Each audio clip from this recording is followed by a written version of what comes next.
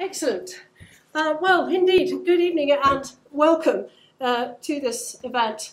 When I first went to primary school, we had a very clear view of history sold to us. First of all, there were the dinosaurs. Then, not long after, there were the Egyptians.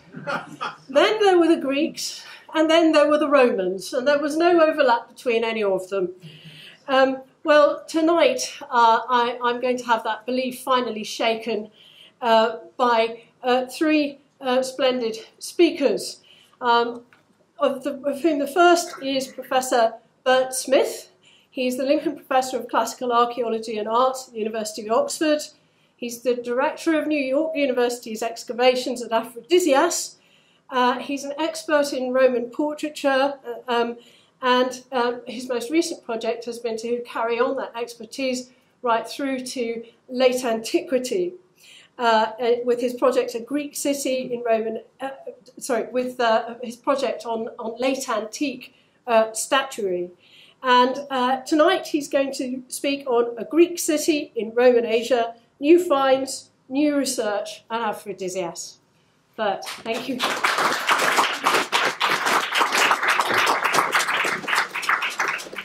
Thank you very much indeed, Judith. As my family always tells me, speaking about my subject does not constitute work, so we're not breaking the strike. I'd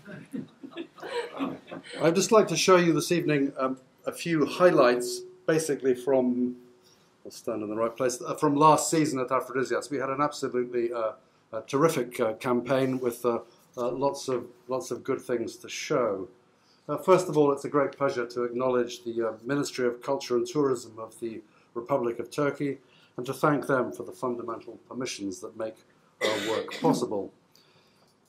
Aphrodisias is a hugely rich site with a lot more to do, lots of surprises and things that we couldn't possibly have predicted. We've focused closely last year on our great Ertegun pool project, which you see here. This is the pool itself fully excavated. I'm going to talk mainly about this and about the extraordinary archaeology that we found at the bottom of the pool. All kinds of interesting things. First, a brief introduction to the site. Aphrodisias is located in inland Caria, marked on the map. It's a Greek city of the Roman period with an urban history from about 200 BC to AD 600. By urban history, we mean produces inscriptions and statues. It was famous for its local cult of Aphrodite. You see the temple here and the cult figure, and for its marble carving, for its statues of gods, emperors, citizens, and the like. Here's a conspectus of Aphrodisian marble products of the 1st and 2nd centuries AD, gods, citizens, carved ornament. And the late statues of Aphrodisias, which you see 3 here, define for us a whole epoch in their particular styled character, costumes, and outrageous hairdos. This is the 5th century AD, if you ever wondered what it looked like. There are also crazy and unique things, like the famous Aphrodisias blue horse, a monument representing Troilos and Achilles and the horse, on which there is some exciting news, which I'll come to later. The city was a gridded town with a clear organisation. Aphrodisias is a relative latecomer to the whole business of living in a Hellenistic style city, and they do everything very much by the book. So there are cemeteries outside the walls, late antique city walls draped around the settlement, a wreath of a crown of gridded housing around a central block of the monumental centre, whose units fit neatly into the units of the grid, a big stadium up at the top.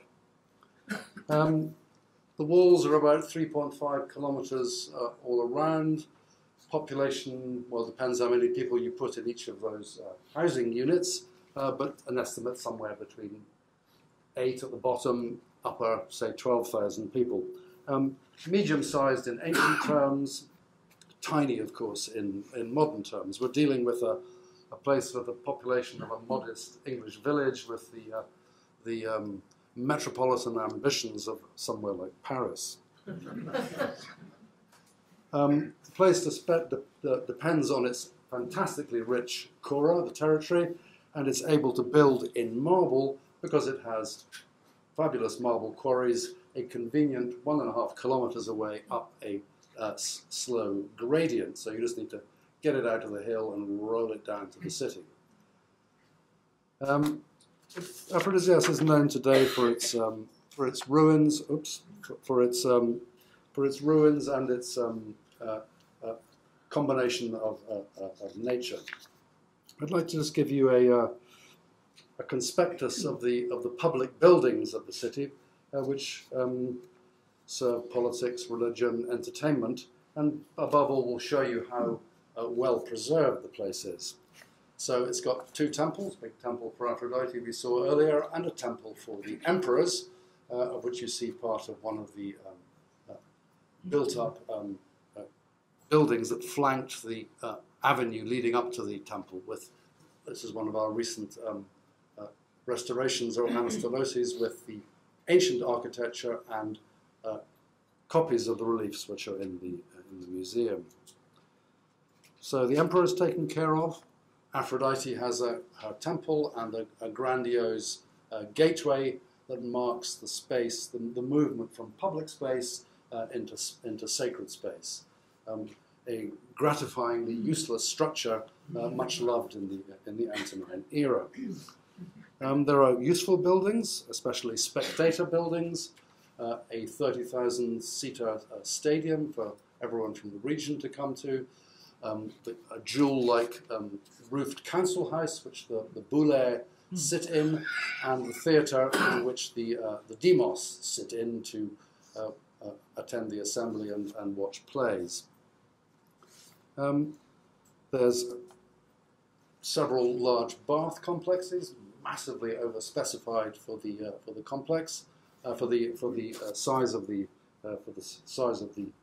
town, with grand marble classical interiors. The character of the town is defined by hundreds of meters of long Ionic colonnades draped around the central squares. These are part of the Hellenistic inheritance of the town, done to maximum effect. This is the west end of the South Agora, which we'll see more of shortly.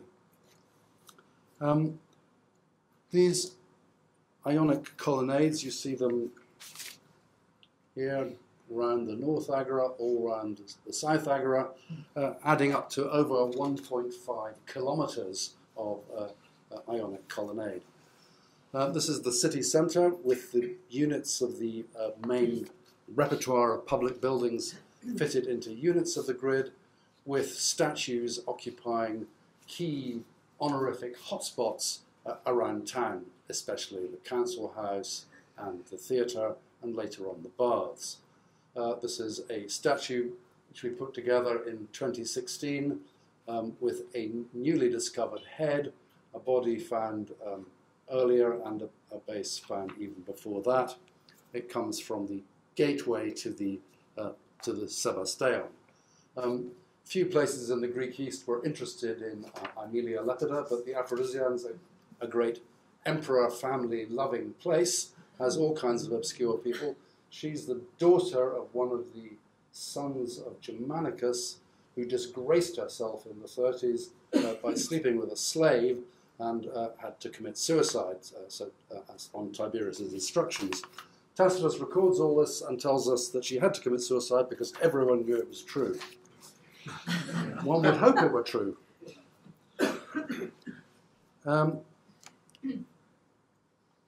So a little bit about the project. archaeology, of course, is an intensely collaborative undertaking, and what I'm going to be showing you is the work of many experts, many students, colleagues, and a large team of Turkish workers. This is most of the team that were able to get up on that morning in August for the early morning team photo. I want to talk mainly about this remarkable pool right in the centre of town in a thing called the South Agora. It is south of the North Agora, but it's not an Agora at all.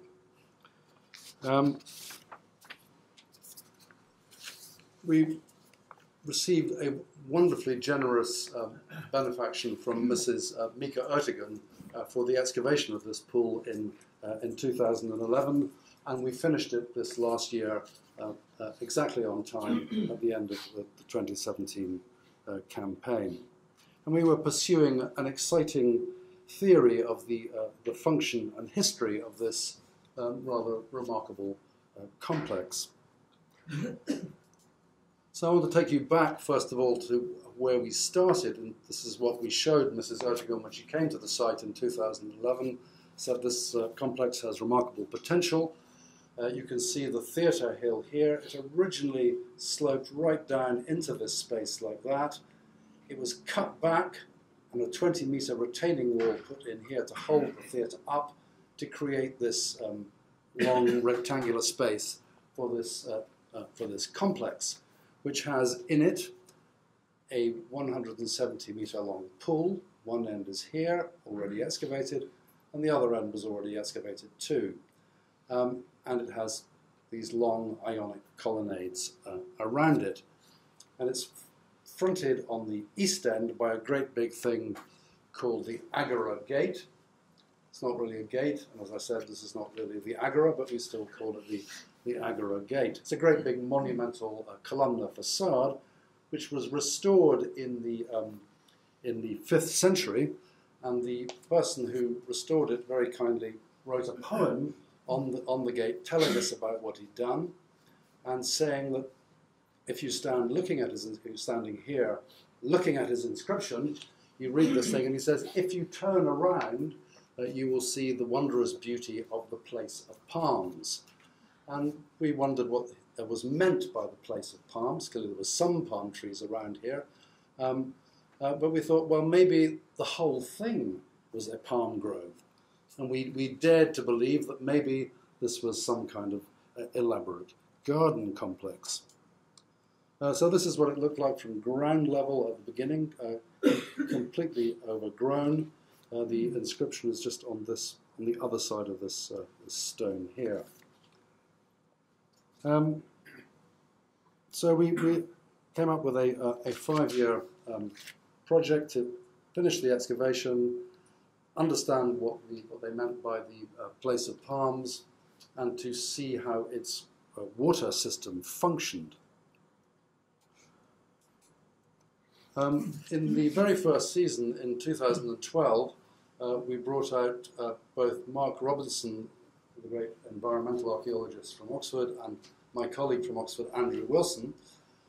Mark immediately plunged into the centre of the pool, where he thought it was deepest and wettest, dug a hole right down to the bottom and pulled out a pile of mud, disappeared into the small finds laboratory, and on the first day came out with several bits of palm tissue, which he was immediately able to recognise because he does grow palms in his garden in Oxford.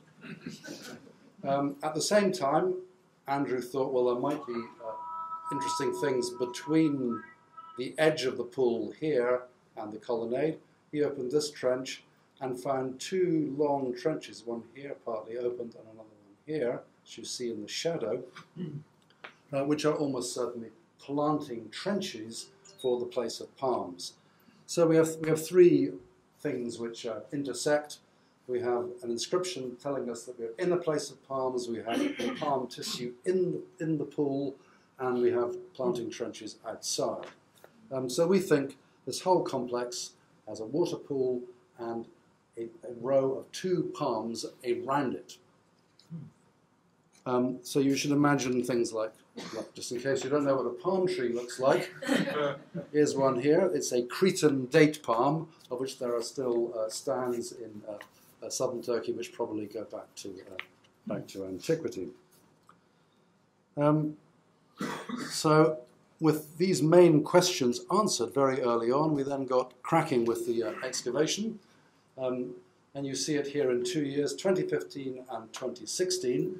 In 2015, we're still quite high up in the period where the pool has completely gone out of use. It's covered over with terrain. And what you see on top are the field walls for a kind of Ottoman agro village that's grown up on top of this space. All that is recorded to death with architects and drones and various other modern bits of equipment taken out, and we're on down here into the period after the pool has started to fill up.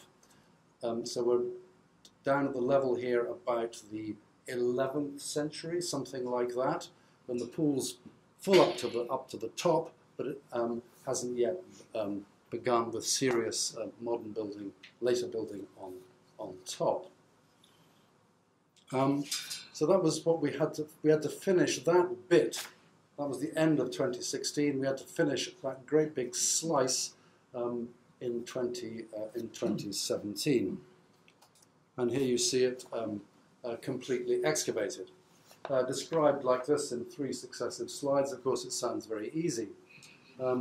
This was, I have to say, a totally colossal and nerve-wracking undertaking to get it finished on time, as we had to do.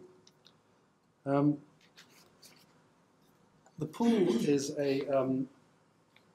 about 30 metres wide, 170 metres long, surrounded by colonnades, and it's of a very unusual nature in these Greek cities. We know a huge amount about the urban repertoire of these places, and none of the cities of Western Asia Minor has one of these. It seems to be modelled on the great porticus gardens of early imperial Rome. The people at Aphrodisias, the main aristocrats paying for this, who are active in the mid-1st century AD, we know they're constantly backwards and forwards to Rome to make sure their privileges are still in place. They bring back letters, they bring back ideas from the capital. We know that the whole project is probably a one-shot deal laid out and completed in the reign of Tiberius, because the man who paid for this stoa here dedicated it to the Emperor Tiberius. And we think the whole digging out of the hill, the pool, and the main porticos are of the Tiberian period, just when these huge complexes in Rome are at their most exciting and fashionable. It's things like the porticus of Livia and the great garden complex behind the theatre of Pompey and others. They combine architectural surrounds, water features, tree plantings, and art collections. The pool had all around it fountains and cuttings for statues of one sort or another. The pool edge is covered in exciting graffiti that go all the way through from the early period right up to about AD 600. The pool was a very important civic amenity, not in any useful sense, of course, but simply in the sense that wind would blow across it, and you, as a citizen, would walk around under the trees, feeling cool and citizen-like. Citizens have left us a wonderful collection of graffiti about what they think of their superiors and betters, about their religious affiliations, and a marvellous feast of game boards. We have the people speaking from the bottom up. It was kept going right through to about AD 500, when the whole thing was completely restored. All this double-edged pool surround was taken up and raised, and new water supply was added at this end, and it's that which is celebrated in that inscribed poem I talked about on the gate.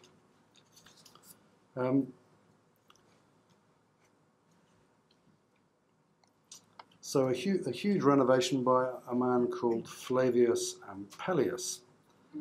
He also builds, or someone also built, added in this period, around about 500, a new stoa along the south side. Just a little bit on how we dug it. Sorry, that's to give you some sense of scale. This is a very large pool. It's not for swimming. If you stand in it, it'll only come up to about here. The ancients didn't do recreational swimming of this kind. It's an ornamental cooling pool. Here you see some of the workers at their mid-afternoon break.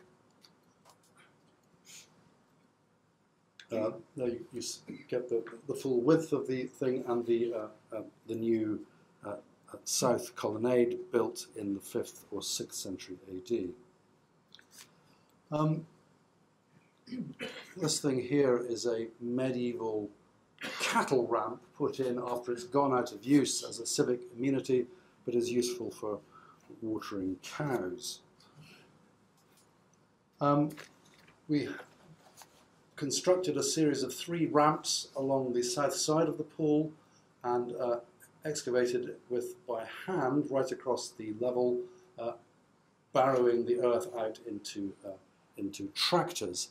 Mostly the fill is empty mud, and we were delayed by freak weather. On several occasions we were completely washed out by rainstorms. You see there the ramps and the water. We had freak storms, windstorms.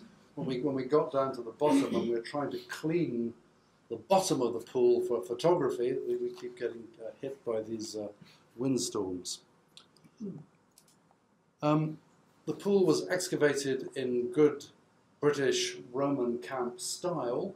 That's to say, in phase over the whole area at once. So you go down over the whole area, which allows features that would otherwise not be connected to pop out clearly. So for example, you see here, this is just one of 1 million drone photographs taken as we went down.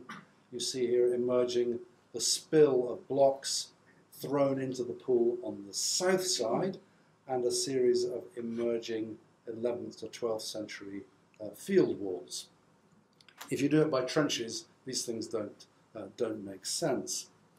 Of course, it saves up all the goodness that's at the bottom of the pool for the very end. So the cream on the cake is all consumed at once. The pool floor, which you see here, is made up of quite large stones, flat stones set in directly into the earth, and then covered by finer stones set in a friable mortar, and then surfaced with a waterproof mortar on top of that. Most of that mortared surface is gone, leaving this rather delicate first layer of screed on which the upper layers are put. You can see here a clear work division between the work crews putting in the first floor. We of course document everything to death as we go. Lots of drawings, photographs, complete documentation of the pool surround, the cattle ramp, all the graffiti on the edge of the pool. Here's a remarkable graffiti of a gold worker. He's the chief gold worker, called Colatron Prot Aurarius, who's asking to be remembered by his Christian God. It's down here, with 2 little portraits of contemporary champion prize athletes. All kinds of other graffiti, religious graffiti, menorah, game boards and the like. A real feast for those interested in social life from the bottom up. Finds. When the pool went out of use, people started throwing in things from both sides. The heavy bits they couldn't throw very far, the light bits they could throw further. And we've got a series of dump layers at the edges, which we went through very carefully. We were able to date them all right down to the bottom in the 7th century when the pool went first out of use. So it looks a bit like a beach where the tide has gone out, and all kinds of rubble, tile, brick. A lot of the material comes from the adjoining porticos. When the porticos collapsed, a lot of that stuff was tipped into the pool so they could carry on using the space around them. Lots of exciting things of the Roman, late antique and Byzantine period. Here's a reliquary cross with a back which you put a little bit of hair or something inside and wear it. The design has been worn away by the faithful wearer. It should look something like this engraved one here. Exciting lead scrolls, as yet unrolled. We think they might have exciting curse inscriptions or something inside.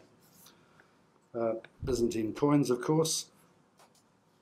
Lots of exciting small finds. Lead seal of a 7th century bishop, a silver pendant with a Christian saint riding down some demon in a gratifyingly unclassical style.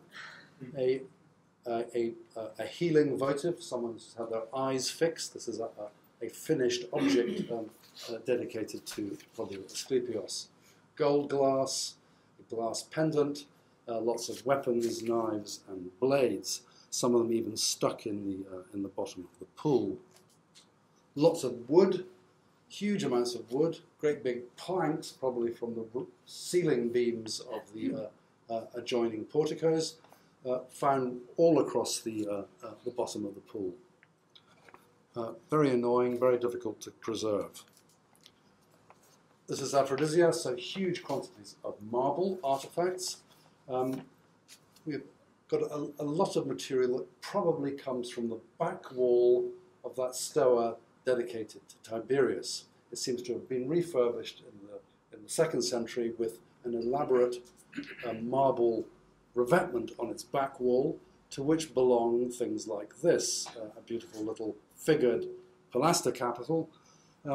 You see it here being excavated in the rubble. It's one of 18 we found.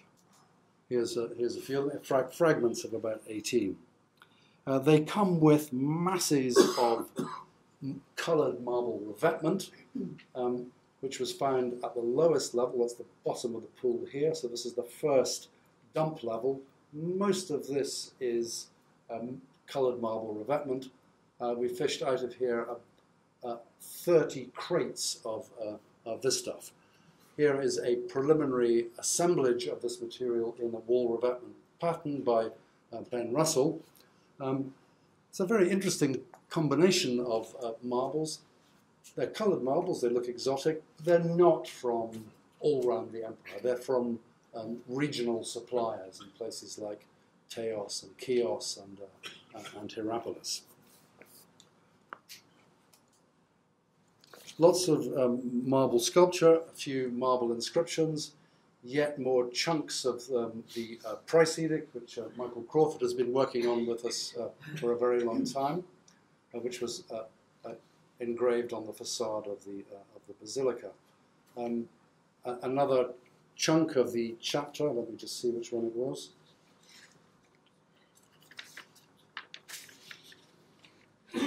Chapter 19 on the clothing. It's another chapter about slaves' underwear. The Roman Empire was indeed such a place that the prices of slaves' underwear had to be regulated.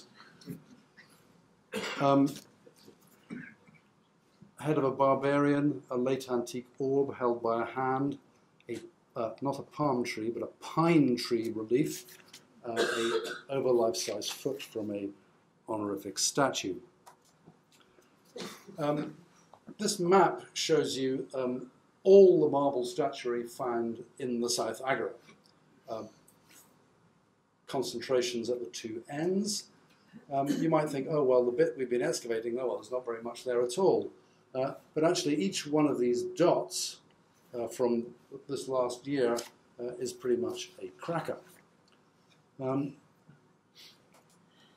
So this was found on the first day of excavation in 2017. This is a a torso, which was one of those dots in the middle of the pool, an early imperial naked Julio-Claudian male.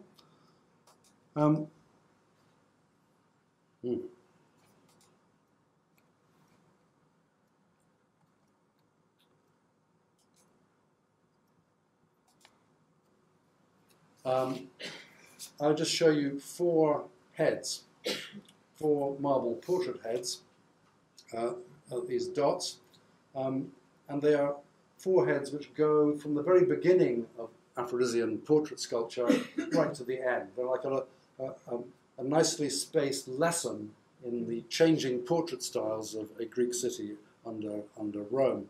And they're conveniently arranged in chronological order, from here to here. So we start with this one. These two are one head. We found this in 2016. You see this face being excavated. This is a great big thing about this size, the face of an early Julio-Claudian portrait, probably one of those sons of Germanicus, maybe Aemilia bad girl Lepidus's husband. He joins the back of this head, which was found about 1 meter away, tile, bits of revetment, and the back of the head, and here it is put together. So the whole thing is about this size. So that's the earliest one. A little bit further along, yes, it was indeed found like this. That's not been placed there by the excavators for a scenic shot. That's it actually excavated. It's been put into the, thrown in like that. It's just been excavated a little bit around it. This is a later 2nd century portrait with rather strange lank hair and an unusually large moustache and dour expression. It's had a very long life inside itself because it's got all kinds of reworkings underneath for secondary use. A little bit further along to the west, this head, immediately recognizable as of the Theodosian period by its contemporary hairstyle and by its eye technique. We know the workshops that do this kind of thing are in the late 4th, early 5th century. It was found exactly like this. That's the edge of the pool, lying on its back, propped up with a bit of revetment.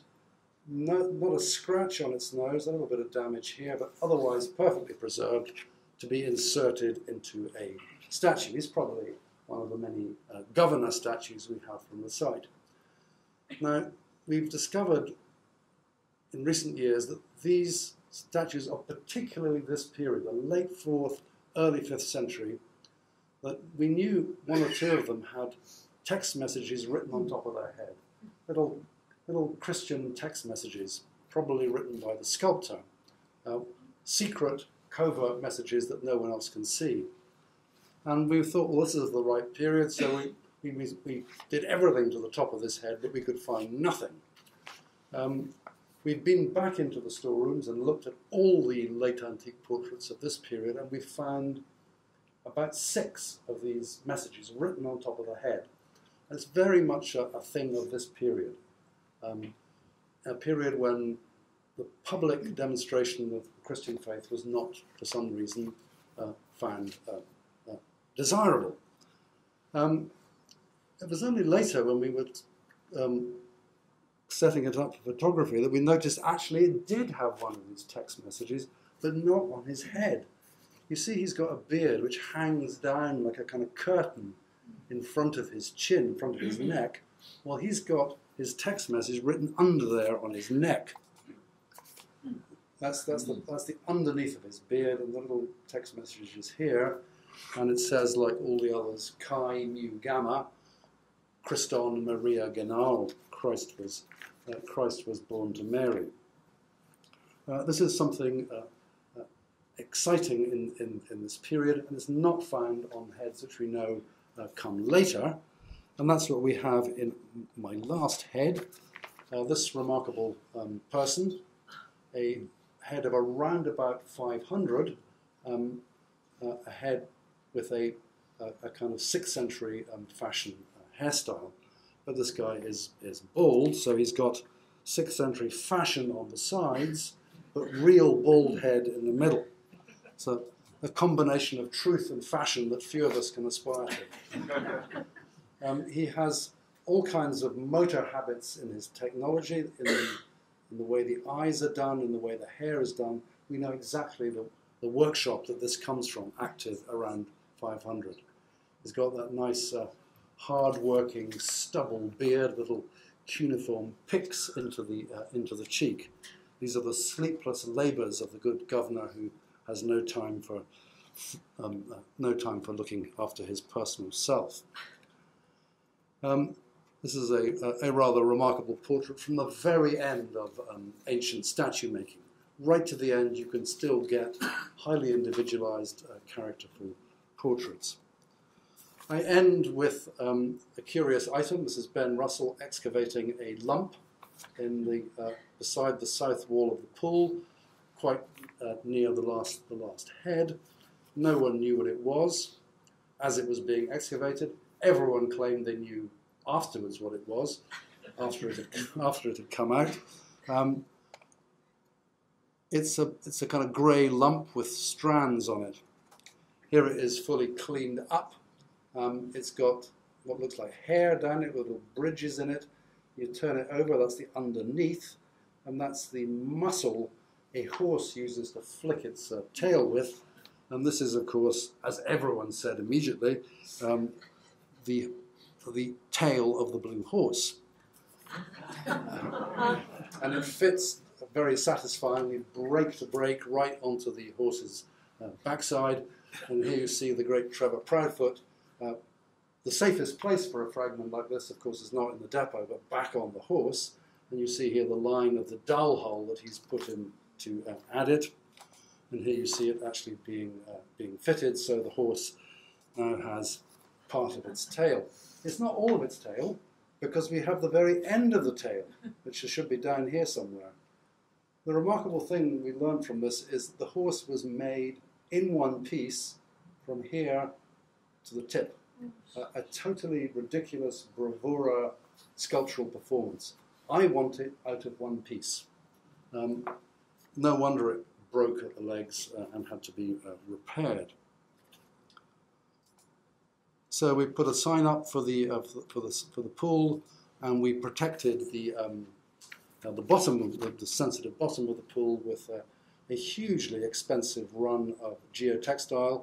This is not laid out in lanes for swimming. These are merely the rocks to hold down the material that protects the floor. These are our star pieces. Thank you very much.